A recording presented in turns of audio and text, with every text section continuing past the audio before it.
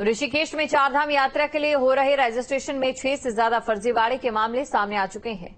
फर्जीवाड़ा करने वालों में अलग अलग ट्रेवलर्स एजेंसियां भी शामिल हैं, जिसके बाद पुलिस ने दिल्ली और हरिद्वार की एक ट्रेवलर एजेंसी पर मुकदमा दर्ज कर लिया। दरअसल ऋषिकेश में चेकिंग के दौरान पंजीकरण की तारीख से फर्जीवाड़ा होने का खुलासा हुआ, जिसके बाद सभी तीर्थयात्री ऋषिकेश कोतवाली पहुंचे और फर्जीवाड़ा करने वाले ट्रेवलर्स के खिलाफ कार्रवाई की मांग की।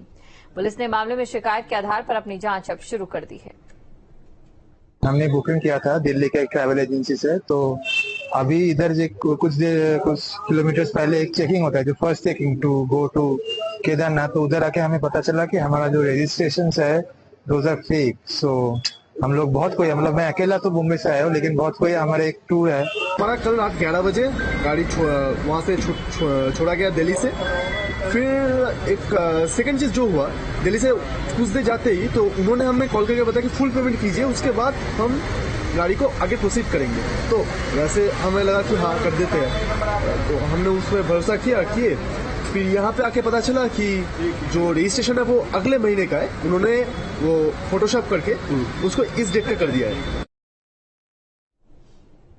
दिन पहले उत्तरकाशी में भी ये पकड़ में आया था कि कुछ टूर जो ट्रेवलर्स है उनके द्वारा ये फर्जी रजिस्ट्रेशन की जा रही है। और कल भी ऋषिकेश में चेकिंग के दौरान ये बात संज्ञान में आया है कि दिल्ली के 2 टूर ट्रेवलर और एक हरिद्वार का है, तो उनके खिलाफ मुकदमा कायम कर दिया और बाकी साक्ष्य संकलन करके उनके खिलाफ कठोर वैधानिक कार्रवाई की जाएगी, ताकि जो एक्चुअल में श्रद्धालु है वही जा पाए, दर्शन करे और उनका दर्शन जो है सहज, सुगम और सरल हो।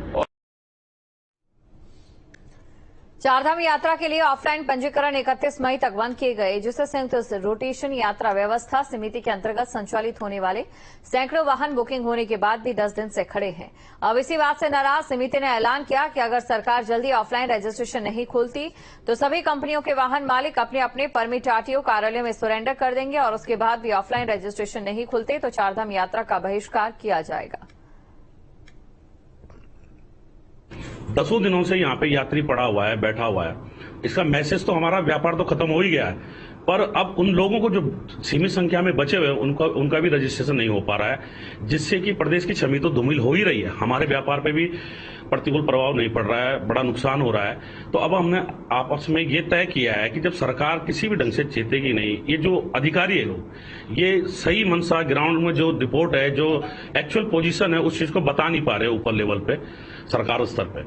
तो जब सरकार और ये लोग हमारी बात नहीं सुनेंगे तो हमने ये निर्णय लिया है कि 31 तारीख से पहले हम अपने वाहनों के पंजीयन मंगवा रहे हैं, उन्हें ये आरटीओ कार्यालय में सरेंडर कर दें।